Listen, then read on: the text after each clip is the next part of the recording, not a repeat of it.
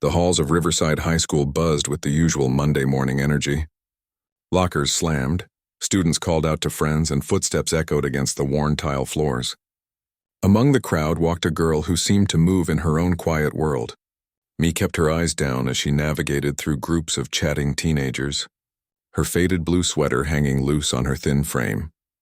Home for May was a small 2-room apartment on the edge of town where she lived with her grandmother. Their neighborhood was the kind most students at Riverside never visited, where rent was paid weekly and the heating worked only when it wanted to. Each morning, May woke before sunrise to help her grandmother prepare breakfast before starting the long walk to school. They couldn't afford bus fare, and her grandmother's arthritis made it impossible for her to drive the old car that sat unused behind their building. "Watch where you're going," snapped a girl as May accidentally bumped into her while entering the classroom. Mee mumbled an apology and quickly took her seat in the back corner, the spot she always chose to avoid unwanted attention. Ms. Chen, the music teacher, wrote the day's lesson on the whiteboard, musical expressions through different instruments. May opened her notebook, revealing pages filled with careful notes and small drawings in the margins. Though she rarely spoke in class, May listened with complete attention whenever music was discussed. "Today we'll be exploring how different instruments convey emotion," Ms. Chen explained, her enthusiasm making several students sit up straighter. "I've arranged for musicians from the local orchestra to visit next week and demonstrate various instruments." The classroom came alive with excited whispers. May felt a spark of interest too, though she kept her expression neutral as she copied down the assignment details. During lunch period, May sat alone at her usual table near the cafeteria windows. She unwrapped the simple sandwich her grandmother had prepared and took small, careful bites to make it last the entire period. From her position, she could hear fragments of conversations from the popular table several feet away. "Did you see what she's wearing today?" laughed Zoe, the unofficial leader of the popular group. Her golden hair caught the sunlight as she leaned forward to share her latest observation. "Same sweater as last week, and the week before. Maybe it's the only one she has," replied Ethan, though his tone held more curiosity than mockery. "Well, she could at least wash it," Zoe said, wrinkling her nose. Their table erupted in laughter. May kept her eyes fixed on her sandwich, pretending not to hear. This wasn't anything new. Since arriving at Riverside last year after her parents' accident, she had become used to being the subject of whispered comments and stifled giggles. Her grandmother did her best, working long hours cleaning offices downtown, but there was never enough money for new clothes or lunch money or anything beyond the bare necessities. Later that afternoon, the students filed back into the music classroom for their final period. Ms. Chen announced they would be dividing into groups to research different musical instruments for an upcoming project. Each group will create a presentation about their assigned instrument, she explained. You'll cover its history, famous musicians, and how it's used in different musical genres. As students began forming their usual groups, May remained in her seat, knowing the routine. She would be assigned to whatever group had an empty spot, or sometimes allowed to work alone if the numbers worked out that way. She preferred working alone anyway. No awkward, silently enduring group conversations that stopped when she approached. No having to explain why she couldn't meet at someone's house after school. Ms. Chen noticed May sitting alone and was about to approach when Zoe raised her hand. "Ms. Chen, I have an idea for the violin presentation." "Yes, Zoe?" The teacher looked pleased at the apparent enthusiasm. Zoe's smile held a hidden edge as she continued. "I heard that May is actually really good at violin. She should do a demonstration for the class." May's head snapped up in shock. She had never touched a violin in her life. "Really?" Ms. Chen's eyes lit up as she turned to May. "I had no idea you played, May. I don't," May began, but Zoe cut her off. "She's just being modest," Zoe insisted, giving May a saccharine smile. "My cousin goes to her grandmother's church and said she plays there sometimes. Said she's amazing." May's cheeks burned. There was no cousin, no church performances. She opened her mouth to deny it again, but the damage was done. Ms. Chen was already beaming with excitement. "This is wonderful. We've been looking for student musicians to perform at the assembly next month. Would you consider playing for us, May?" The classroom had gone deadly quiet. May could feel every eye on her, could see the barely contained smirks on some faces. From the corner of her eye, she caught Zoe and her friends exchanging triumphant glances. I really don't, she began again, her voice barely audible. She'd love to, called out one of Zoe's friends, mimicking May's quiet tone to scattered laughter. Ms. Chen, oblivious to the undercurrents in her classroom, clapped her hands together. It's settled then. May will perform a violin piece at the school assembly in 3 weeks. This will be a wonderful opportunity for everyone to appreciate classical music performed by one of our own students. The bell rang, signaling the end of the day. As students gathered their belongings, May remained frozen in her seat, the reality of what had just happened washing over her in waves of panic. She would have to stand on stage in front of the entire school, attempting to play an instrument she had never touched. "Looking forward to your performance," whispered Zoe as she passed by May's desk.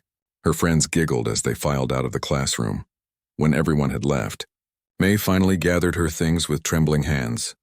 Ms. Chen approached her desk, still smiling warmly. "I'm so pleased to discover your hidden talent. May, it's wonderful to see students pursuing music outside of school. What piece were you thinking of playing?" May's throat tightened. She should tell the truth now. Explain that it was all a cruel joke. But the words wouldn't come. The thought of Ms. Chen's disappointment, of having to explain that she was the victim of yet another prank, felt unbearable. I'm not sure yet," she managed to say. "Well, take some time to decide. Something that showcases your skills would be perfect." Ms. Chen gave her an encouraging pat on the shoulder. "This could be a wonderful opportunity for you, May. Music scholarships are available for talented students, you know." The word scholarships caught May's attention. Her grandmother had been worried about how they would afford college. Even with good grades, the cost seemed impossible. "I need to get home," May said quietly, slipping past Ms. Chen before the tears threatening to fall could escape. The walk home that day felt longer than usual.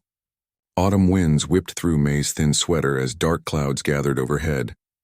By the time she reached the apartment building, a light rain had begun to fall, matching her mood perfectly.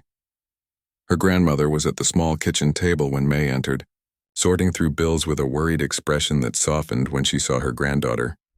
"How was school today, little bird?" she asked in their native language, the familiar nickname bringing a lump to May's throat. May dropped her backpack by the door and sat heavily in the chair across from her grandmother. Then the story poured out, the cruel joke, Ms. Chen's excitement, the upcoming assembly that would surely become the most humiliating moment of her life. "I don't know what to do," May finished, wiping at her eyes. "Everyone will laugh when they see I can't play. Ms. Chen will be so disappointed." Her grandmother listened in silence, her weathered hands folded on the table. When May finished speaking, she rose slowly from her chair, wincing slightly at the pain in her joints. "Wait here," she said softly. May watched as her grandmother disappeared into the small bedroom they shared. She could hear the sound of the closet door opening, followed by the scraping of what sounded like boxes being moved. A few minutes later, her grandmother returned, carrying something wrapped in a faded cloth. "This belonged to your mother," she said, placing the bundle on the table between them. May reached out with trembling fingers and carefully unwrapped the cloth.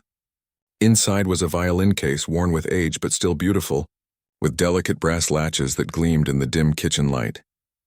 "I didn't know Mom played," May whispered, running her fingers over the case.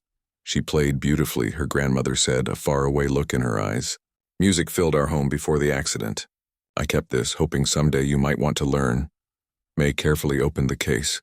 Inside lay a violin, its wood warm and rich in color, nestled in faded red velvet.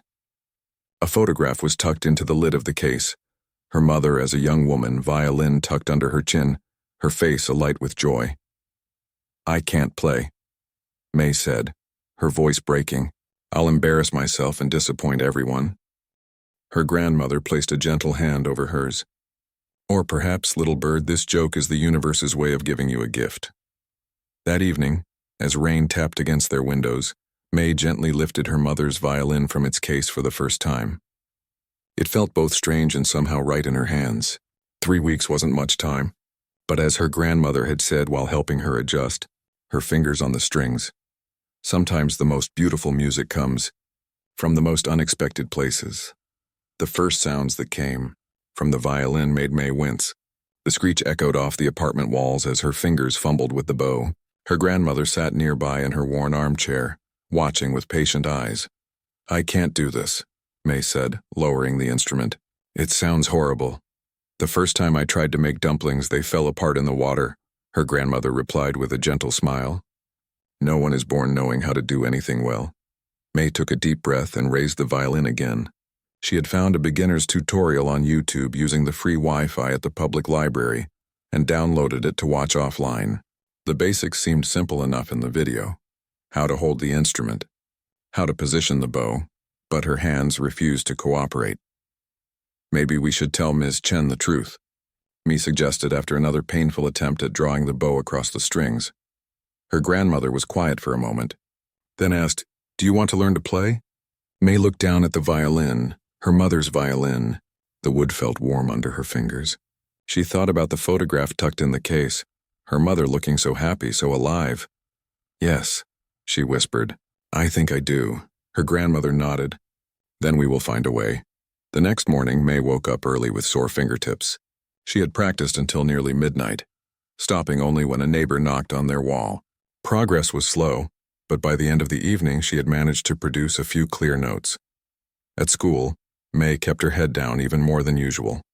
Whenever she passed Zoe and her friends in the hallway, they made exaggerated violin-playing gestures, drawing invisible bows across invisible instruments with dramatic flourishes. Other students who had heard about the upcoming performance watched her curiously, probably wondering if the quiet girl in the faded clothes could actually play. During lunch, May slipped away to the library instead of going to the cafeteria. She found books about violins and music theory, checking out as many as she could carry. The librarian, Mrs. Patel, raised an eyebrow at her sudden interest. "Working on a music project?" she asked kindly. May nodded, not meeting her eyes. "Something like that." Mrs. Patel helped her find a few more books, then hesitated before asking, "Are you interested in learning to play?" "I'm trying to," May admitted. The librarian's face brightened. "My husband teaches music at the community college. He has a few violins for beginners. Nothing fancy, but better than nothing if you don't have one." "I have one," May said, surprising herself with the pride in her voice. "It was my mother's," Mrs. Patel smiled. "Well, if you ever want some pointers, my husband gives free lessons at the community center on Thursday evenings. Just basic stuff for beginners." May thanked her and hurried away, clutching the books to her chest. A spark of hope had been lit inside her. Maybe, just maybe, she could learn enough in 3 weeks to avoid complete humiliation. That evening, May's grandmother worked late cleaning offices, so May had the apartment to herself. She practiced until her fingers were numb, consulting the books she'd borrowed for guidance. The screeching sounds gradually gave way to shaky but recognizable notes as she worked through basic finger positions and bow techniques.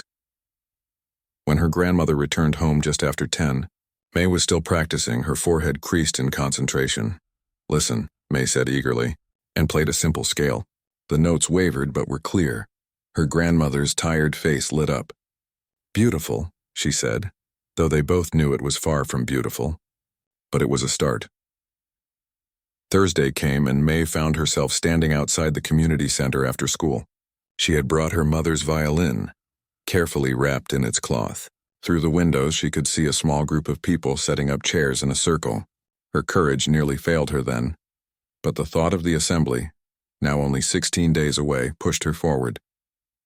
Inside, a middle-aged man with kind eyes and a neat beard was helping an elderly woman adjust her violin. "Hello there," he said, looking up as May entered. "Are you here for the beginner's session?" May nodded, clutching her violin case. "Mrs. Patel, the librarian. She told me about it." "Ah, you must be the young lady my wife mentioned. I'm Mr. Patel, welcome."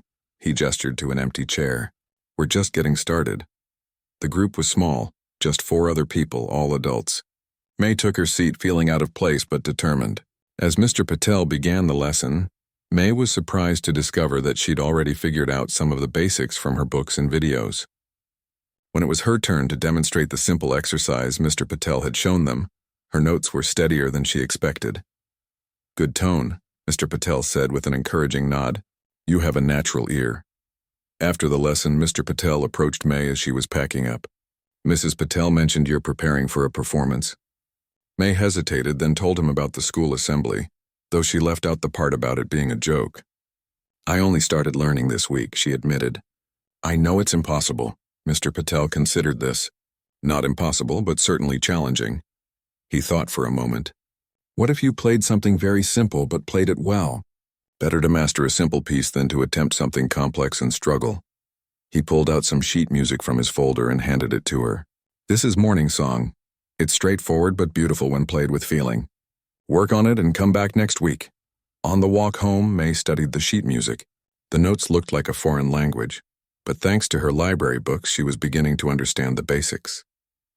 That night, she found a recording of Morning Song online and listened to it repeatedly, trying to match the sounds with the symbols on the page. Days passed in a blur of school, practice, and more practice.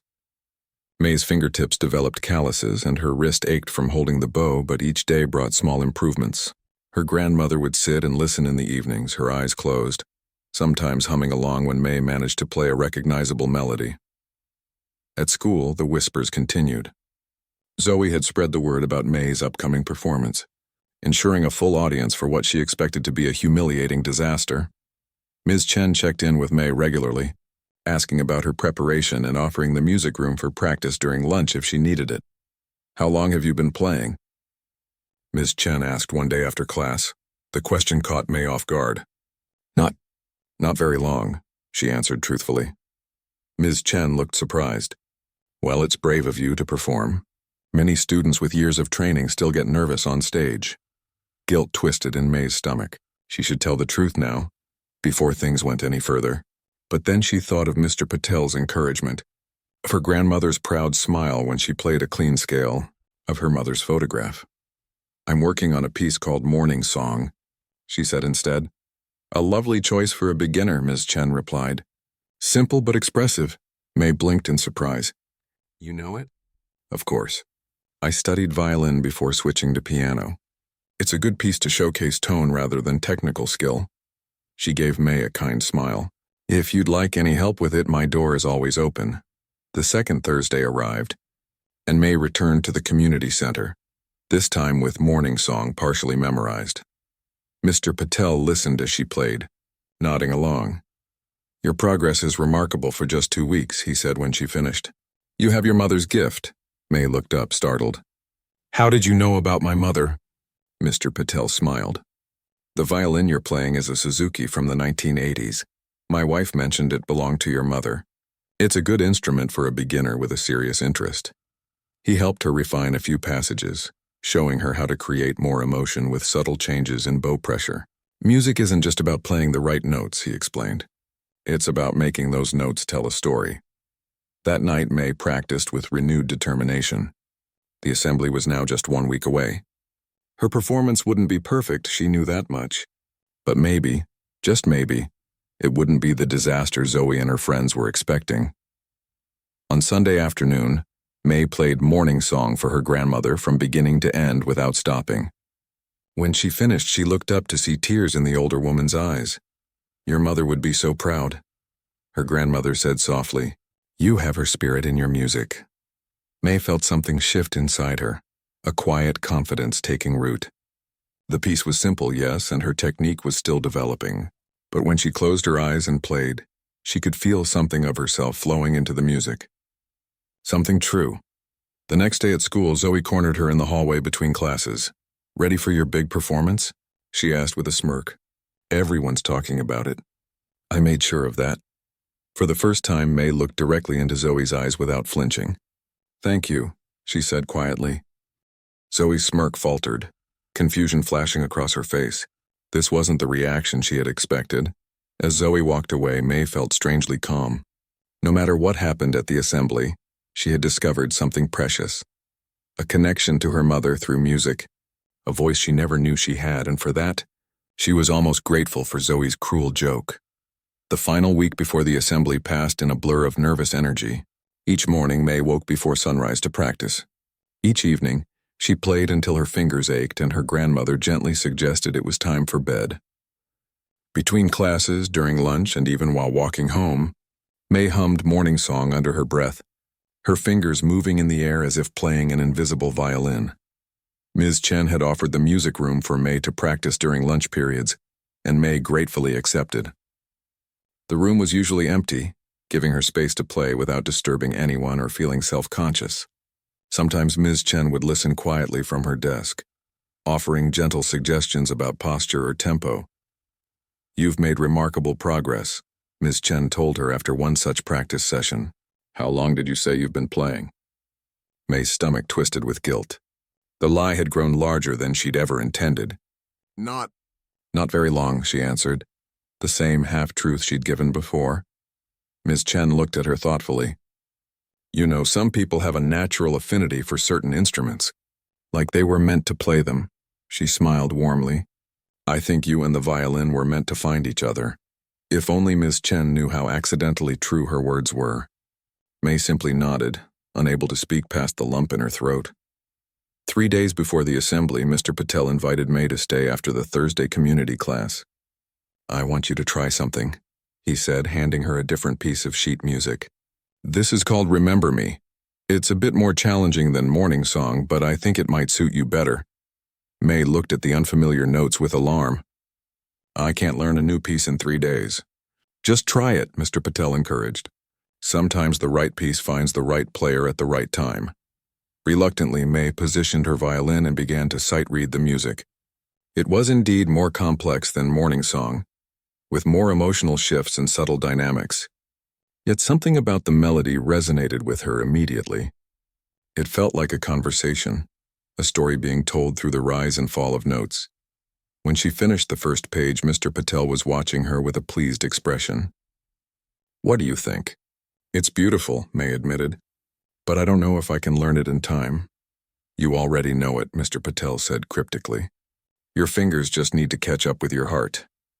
That night, May showed the new music to her grandmother, who listened with her eyes closed as May stumbled through the piece. Despite the mistakes, there was something compelling about the melody. "What does this song mean to you?" her grandmother asked when May had finished. May thought about it. "It feels like saying goodbye to someone, but also keeping them with you somehow." She looked down at the violin in her hands, her mother's violin. "Like remembering." Her grandmother nodded, understanding in her eyes. "Then this is your song to play."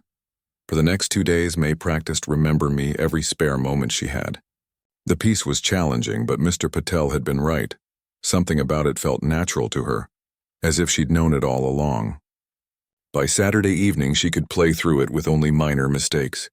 It wasn't perfect, but there was genuine emotion in her performance now. "Will you play both songs at the assembly?" her grandmother asked as they ate dinner. May shook her head. "Just Remember Me, it feels right." Sunday night, May couldn't sleep. Tomorrow was the assembly. Tomorrow she would stand on stage in front of the entire school, including Zoe and her friends who were still expecting a humiliating disaster. The thought made her stomach churn. She slipped out of bed, careful not to wake her grandmother, and took out her violin. In the dim light filtering through the thin curtains, she played Remember Me one more time, her movements sure despite the darkness. The melody drifted through their small apartment like a gentle ghost. When she finished, she heard a soft sigh from her grandmother's bed. "I didn't mean to wake you," May whispered. "I wasn't sleeping," her grandmother replied. "I was remembering." They sat in comfortable silence for a moment. "Are you afraid about tomorrow?" her grandmother finally asked. "Yes," May admitted, "but also no." It was hard to explain the mix of terror and strange excitement she felt. "I'm afraid of playing badly, of everyone laughing. But I also want to play this song. For Mom, for you, for me." Her grandmother reached out and took her hand. "Then play for us, little bird. The rest doesn't matter." Monday morning arrived with gray skies and light rain. May dressed carefully in her cleanest clothes, a simple blue skirt and white blouse that her grandmother had stayed up late to iron. The violin case felt heavier than usual as she carried it to school, protected from the drizzle under her worn jacket. The morning classes dragged on endlessly. May could barely focus on the lessons, her mind constantly returning to the music, mentally rehearsing difficult passages and transitions. During history class, she caught Zoe watching her with a curious expression, perhaps wondering why May didn't look more terrified. Lunchtime came, and students began filing toward the auditorium for the assembly. May went directly to the music room where Ms. Chen was waiting. "Are you ready?" the teacher asked, helping May tune her violin one last time. May nodded, not trusting herself to speak. "Remember to breathe," Ms. Chen advised. "Just breathe and let the music flow." Backstage, May could hear the auditorium filling with students. The principal was speaking, welcoming everyone to the assembly and outlining the program. May would be the third performer, after the school choir and a piano duet. The choir finished their song to polite applause. Then came the piano duet, two seniors playing a classical piece that May recognized from one of Mr. Patel's lessons.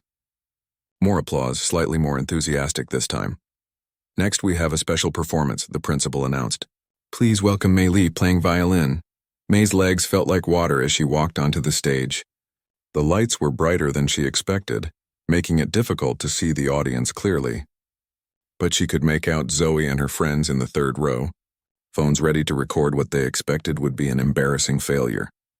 Near the back of the auditorium, May spotted her grandmother, who had taken time off work to be there. Beside her was Mr. Patel, who gave May an encouraging nod.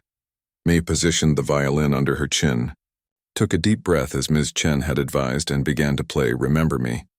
The first few notes were shaky, her nervousness evident in the slight tremor of the bow, but as the melody began to unfold, something shifted.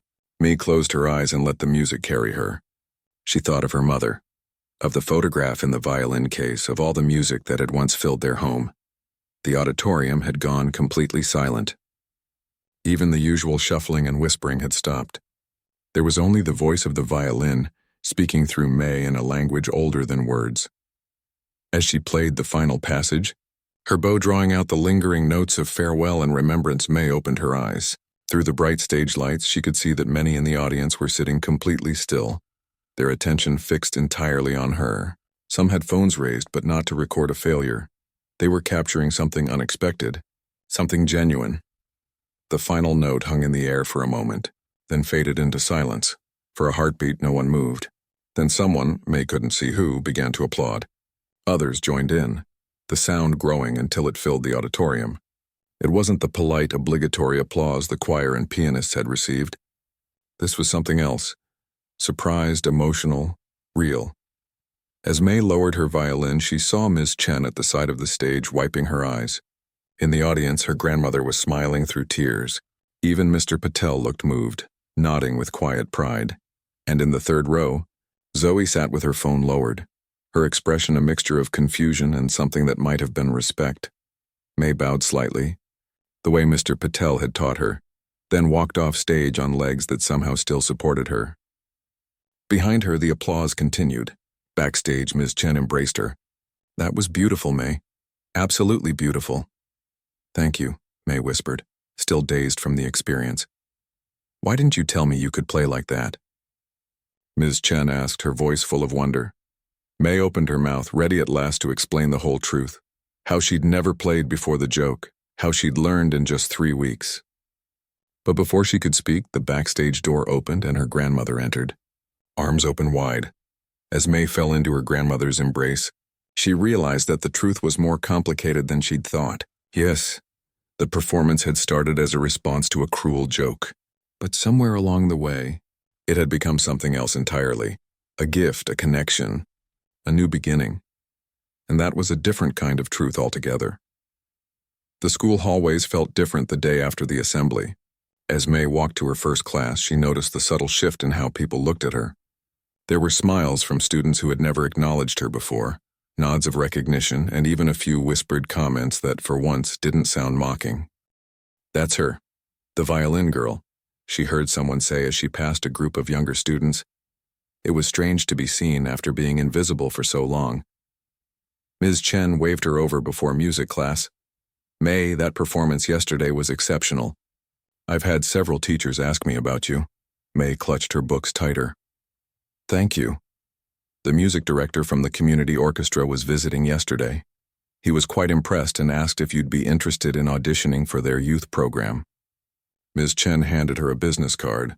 "It's a great opportunity for young musicians. They even offer scholarships." The word scholarships hung in the air between them. May stared at the card, her mind racing. A real music program with formal training was something she hadn't even dared to dream about. "I'll think about it," she said quietly. tucking the card into her pocket. As students filed into the classroom, Zoe entered with her usual group of friends. Their usual chatter died down when they spotted May. For a moment, the two girls locked eyes across the room. May expected the usual smirk or whispered comment, but instead, Zoe gave her a small, almost imperceptible nod before taking her seat. It wasn't an apology, not even close, but it was an acknowledgement. Something had changed. During lunch, May sat at her usual spot near the window, opening her simple sandwich. She was so focused on her thoughts that she didn't notice someone approaching until a lunch tray clattered onto the table across from her. "Mind if I sit here?" asked Ethan, one of Zoe's friends who had been part of the violin prank. May looked up, surprised and suspicious. "Why?" Ethan shrugged, already sitting down. "That was pretty cool yesterday. Where'd you learn to play like that?" "My mom played," May said, offering nothing more. "Cool." He took a bite of his pizza. "I play guitar, but not like classical or anything. Just, rock stuff." May wasn't sure how to respond to this unexpected conversation. She nodded and took a small bite of her sandwich. "Anyway," Ethan continued, seemingly untroubled by her quietness, "there's this music club that meets after school on Wednesdays. Nothing fancy, just people playing whatever. You should come sometime." Before May could respond, a voice called out from across the cafeteria. "Ethan, what are you doing over there?" It was Zoe, standing with their usual group, watching with narrowed eyes.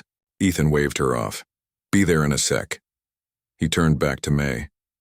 "Just think about it, okay? We could use a violin, make things more interesting." He gathered his tray and stood. "See you around." May watched him walk away, puzzled by the interaction. Was it another setup for a joke? Or was it possible that her playing had actually changed how some people saw her? After school, May found her grandmother waiting outside instead of at home. "I took the afternoon off," she explained with a smile. "I thought we could go somewhere special today." They took the bus across town to a part of the city May rarely visited. The buildings here were older but well-maintained, with small shops and cafes lining clean sidewalks. Her grandmother led her to a narrow storefront with a sign that read "Wong's Music." Inside, instruments of all kinds hung on the walls in filled glass cases. An elderly man looked up from behind the counter and broke into a wide smile when he saw them. "Lily." "It's been too long," he greeted May's grandmother, coming around the counter to give her a hug. "Mr. Wong was friends with your grandfather," her grandmother explained to May. "He's the one who sold us your mother's violin many years ago." Mr. Wong turned his attention to May, studying her with kind eyes. "So this is little May. You look just like your mother." He gestured toward the violin case May carried. "And I see you've taken up her instrument." "Mr. Patel called me this morning," her grandmother explained. "He told me about the performance. He also mentioned that May might need some proper supplies if she's going to continue playing." Mr. Wong nodded with understanding. Of course, let me see what we have." For the next hour, May explored the shop with wonder, as Mr. Wong showed her rosin for her bow, spare strings, a proper shoulder rest, and sheet music for beginners. When they approached the counter with their selections, May grew anxious, knowing they couldn't afford much. Her grandmother seemed to read her thoughts. "Mr. Wong and I have an arrangement," she said gently. "These are gifts to celebrate your first performance." "Your mother was a promising musician," Mr. Wong added. "It brings me joy to see her daughter following the same path." On the bus ride home, May held the bag of supplies close. "Grandmother, did Mom perform, like I did?"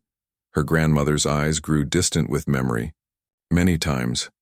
She played in school, in community events. She was working toward a music scholarship when she met your father." She patted May's hand. "She would be so proud of you, little bird." That evening, as May practiced with her new shoulder rest, making the violin feel more secure and comfortable than before, there was a knock at their apartment door. Her grandmother opened it to find Ms. Chen standing in the hallway. "I hope I'm not intruding," Ms. Chen said, "but I wanted to speak with you and May about something important."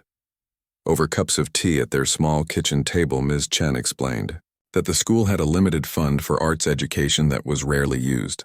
The principal has agreed to allocate some of that money for private violin lessons for May, if she's interested. May's breath caught in her throat. That's very generous, her grandmother said carefully. But we couldn't accept. It's not charity, Ms. Chen interrupted gently. It's an investment in talent. The school prides itself on academic and athletic achievements. It's time we recognized artistic excellence as well. She turned to May. You have a gift. With proper training, you could apply for music programs in college, maybe even earn scholarships, she smiled. And selfishly, I'd love to have you perform at school concerts and events. Later that night, May sat on the edge of her bed, turning the business card from the community orchestra director over in her hands. Beside it lay the violin, its warm wood glowing in the lamplight. 3 weeks ago, she had never touched a violin. 3 weeks ago, she was invisible, the quiet girl in faded clothes that no one noticed. Now, suddenly, there were possibilities stretching before her that she had never imagined. Her grandmother sat beside her. What are you thinking, little bird? Everything's changing so fast, May said. It doesn't feel real. Sometimes life surprises us, her grandmother replied. Sometimes a door opens when we least expect it. What if I'm not good enough? What if yesterday was just luck? Her grandmother considered this. Do you enjoy playing? Not the attention or the praise, but the music itself? May thought about how it felt to draw the bow across the strings, to feel the violin vibrate against her shoulder, to lose herself in a melody. Yes, she said simply. Then that is reason enough to continue. Her grandmother picked up the violin and placed it in May's hands.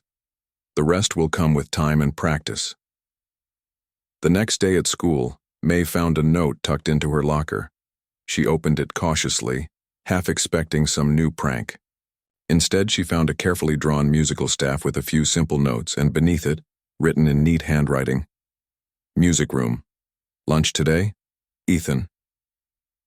Curious and slightly nervous, May made her way to the music room during lunch period.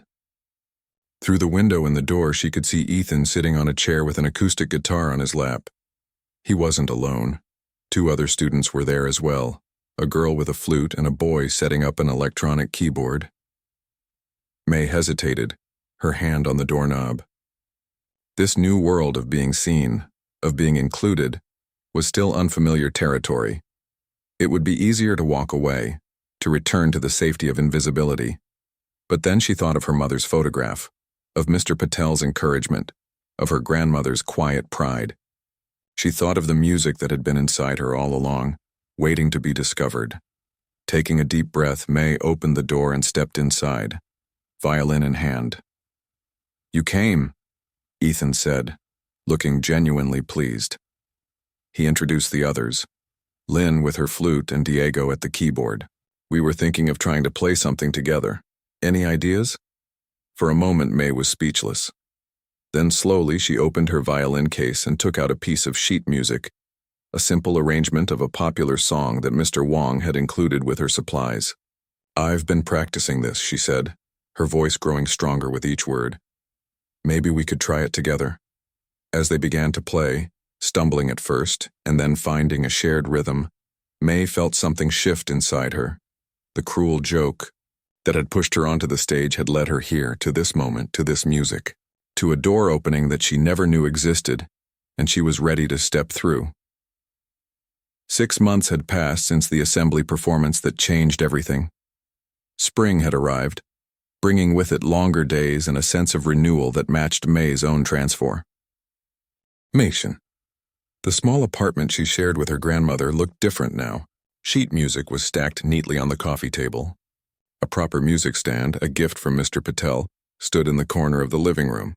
Photos had been added to the walls, including one of May with the student music group, violin tucked under her chin, a tentative smile on her face. May, you'll be late, her grandmother called from the kitchen. May hurried to finish getting ready, carefully placing her violin in its case. The old case had been refurbished by Mr. Wong, who had replaced the worn velvet interior and polished the brass latches until they gleamed like new. "Coming," she called back, tucking a folder of sheet music into her backpack. Today was important, her first real performance with the youth section of the community orchestra. After her private lessons, funded by the school's arts program, and 3 nerve-wracking auditions, she had earned a spot among young musicians from across the city. Many had been playing for years, making May's rapid progress all the more remarkable. Her grandmother handed her a lunch bag as she entered the kitchen. "Don't forget to eat before the performance. You need your strength." "I know," May said, accepting the bag with a smile. "Will you be able to make it today? I saved you a ticket." Her grandmother's eyes softened. "I wouldn't miss it for anything. Mr. Wong is driving me there after my shift ends." The bus ride to school felt different now. May no longer huddled in a seat alone, trying to make herself invisible. Today she sat beside Lin, the flute player she had met in the music room months ago, who had since become a close friend. "Nervous about tonight?" Lin asked, adjusting her own instrument case on her lap. "A little," May admitted. "Mr. Rivera says my solo section still needs work." "You'll be amazing," Lin assured her. "You always are." The morning classes passed in a blur of anticipation and last-minute mental rehearsal. During lunch, instead of eating alone by the window, May joined the now familiar group in the music room for a quick practice session.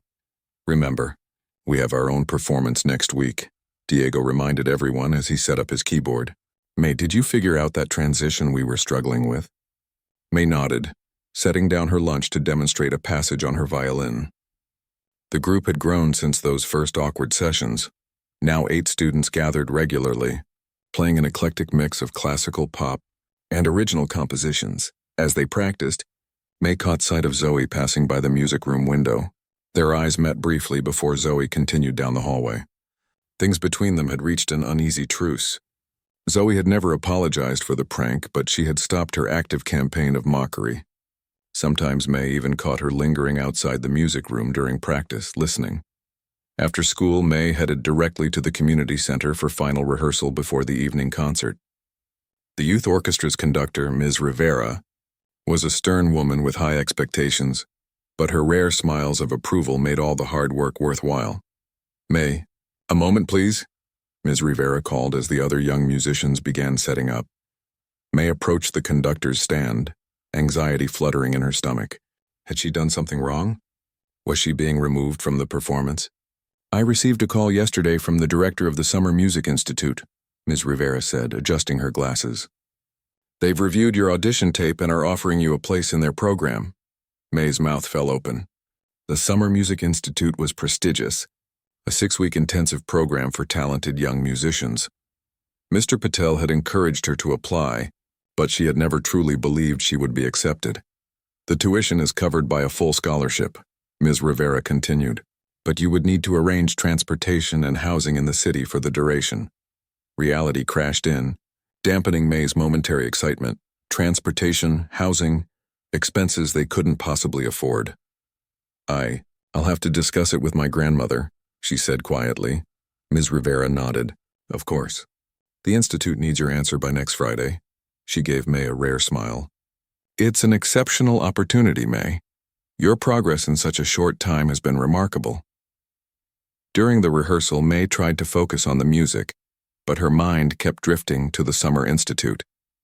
6 weeks of intensive training with expert instructors, 6 weeks of being surrounded by music, 6 weeks that could open doors to her future, but 6 weeks of additional expenses they couldn't afford. The community center began filling with people as evening approached. Parents, siblings, friends, and music enthusiasts from the neighborhood arrived, programs in hand. The young musicians waited backstage, adjusting bow ties and straightening dresses, tuning instruments one final time. Peeking through the curtain, May searched the audience until she spotted her grandmother in the 3rd row, sitting beside Mr. Wong. To her surprise, she also saw Ms. Chen and Mr. Patel, and even Ethan and Lynn's family. Then in the back row, almost hidden in shadow, was Zoe, slipping into a seat alone. 2 minutes, everyone, Ms. Rivera announced. Remember what we practiced. Trust the music. As the curtain rose and the lights brightened, May felt a familiar flutter of nerves, but it was different now, more like excitement than fear. When Ms. Rivera raised her baton, May raised her violin and became part of something larger than herself, a community of sound, each instrument adding its voice to the whole. Her solo came in the second piece, a brief but challenging section that she had practiced until her fingers knew the notes by heart. As the moment approached, May took a deep breath and allowed herself to simply feel the music. The notes flowed from her violin, clear and true, filling the community center with emotion that needed no words. When the concert ended, the audience rose in a standing ovation. Backstage, after the final bow, the young musicians celebrated with hugs and high fives, the months of hard work finally paying off in this moment of shared accomplishment. May's grandmother waited for her in the lobby, arms open wide. "Beautiful little bird. So beautiful." As they embraced, May caught sight of Zoe hovering nearby, looking uncertain. When their eyes met, Zoe approached slowly. "That was really good," she said, the words seeming difficult for her. "I didn't know you had that in you." Before May could respond, Zoe continued, "My older sister is at the Summer Music Institute. She's a cellist." She hesitated, then added, "She has an apartment near campus." She mentioned they're looking for a roommate for the summer session. May stared at her, unable to hide her surprise. "Why are you telling me this?" Zoe looked away, uncomfortable. "I heard Ms. Rivera talking about your scholarship." She shrugged, aiming for casual but not quite achieving it. "Just thought you should know there's an option." With that, she turned and walked away, leaving May to process this unexpected development. Later that night, sitting at their kitchen table with her grandmother, May explained about the Summer Music Institute and the scholarship. "But even with tuition covered, we can't afford housing in the city for 6 weeks." Her grandmother listened thoughtfully, hands wrapped around a cup of tea. "There may be a way," she said finally. "I've been saving a little each month. Not much, but perhaps enough." "No," May protested. "We need that money for bills, for rent." "Mr. Wong mentioned his nephew needs help in the music shop this summer," her grandmother continued. "I could work extra hours there while continuing my regular job." "That's too much work for you," May insisted. Her grandmother reached across the table and took May's hands in hers. "When your mother died, I promised to give you every opportunity I could. Music makes your heart sing in a way I haven't seen since she was alive." Her eyes were firm but gentle. "This is not a burden, little bird. This is a gift I can give you." Before May could respond, there was a knock at their door, unusual for this time of night. Her grandmother rose to answer it, returning moments later with Ms. Chen and Mr. Patel. "I'm sorry for the late visit," Ms. Chen said, "but we wanted to speak with you both about the Summer Music Institute." Over the next hour, a plan unfolded that May could hardly believe. Ms. Chen had applied for an additional arts grant from the school district. Mr. Patel had connections with the institute and could arrange for reduced housing costs. Even Zoe's information about her sister's apartment might provide a solution. "The community believes in your talent, May," Mr. Patel explained. "We want to help nurture it." As their visitors left, May stood in the doorway of their small apartment watching them go. From her position, she could see the lights of the city in the distance, lights that had once seemed so far away, so unreachable. Her grandmother came to stand beside her, a gentle hand on her shoulder. "Do you remember what I told you that first night when you found your mother's violin?" May nodded. "That sometimes the universe gives you a gift in strange ways. What began as a cruel joke has opened a door for you," her grandmother said softly. "That is the beautiful mystery of life, how our greatest pain can sometimes lead to our greatest joy." May leaned against her grandmother, feeling the weight of the violin case in her hand. No longer a burden or a symbol of humiliation, but a key that had unlocked a future she never imagined possible. What had started with tears now continued with music, and that was a story worth playing.